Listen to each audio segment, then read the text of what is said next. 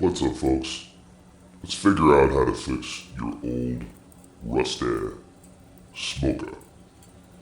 First, you gotta start a fire. Right here in the chimney, we're gonna start a fire.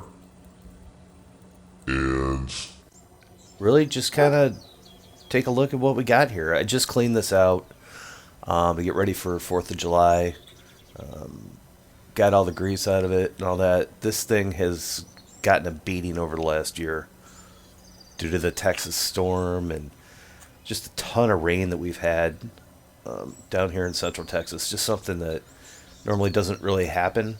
I do not keep it covered because we can fix the rust with this.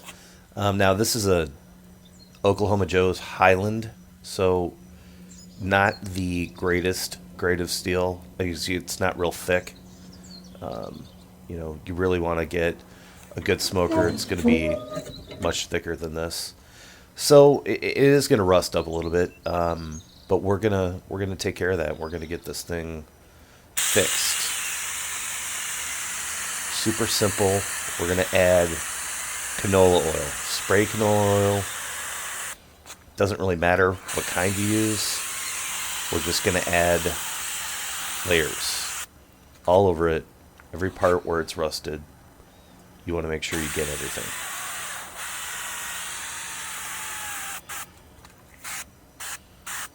So I learned this method from watching a video from Jeremy Yoder at Mad Scientist Barbecue, and it's pretty simple. There's my dog Sadie, waking the whole neighborhood up.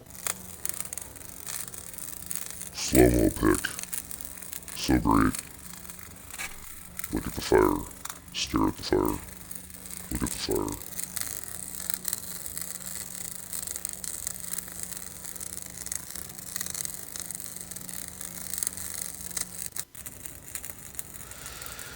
All right, here we go. I use different lump coal as opposed to just normal charcoal that you get. This stuff burns longer, burns hotter. I'll show you what that is. I use a lot of B&B products, but I'll show you the bag coming up here a little bit.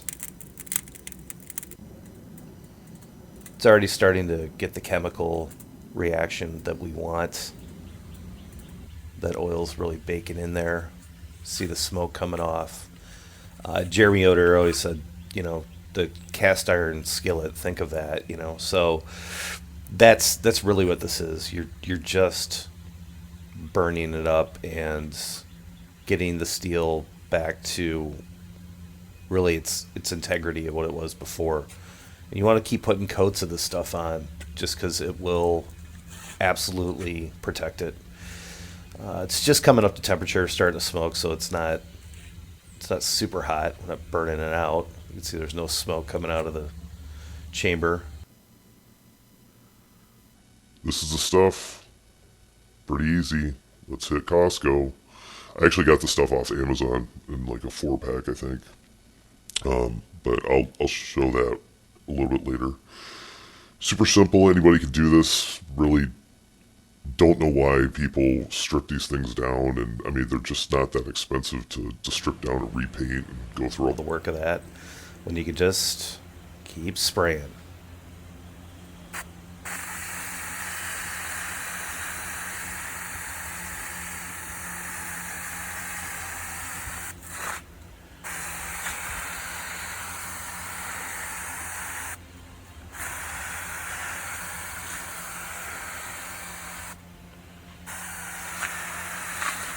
This did take a little bit of time.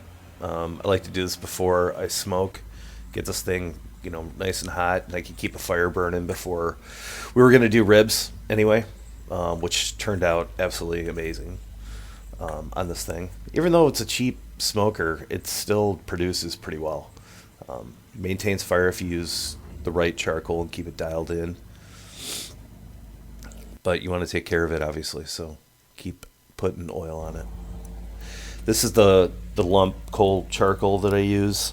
You'll be able to see it right here, B&B, Competition, Texas size XL, all natural hardwood, lump charcoal.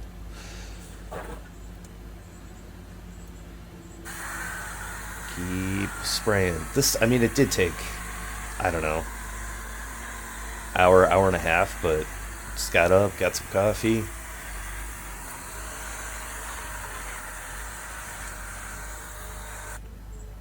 Did this before all the chaos started.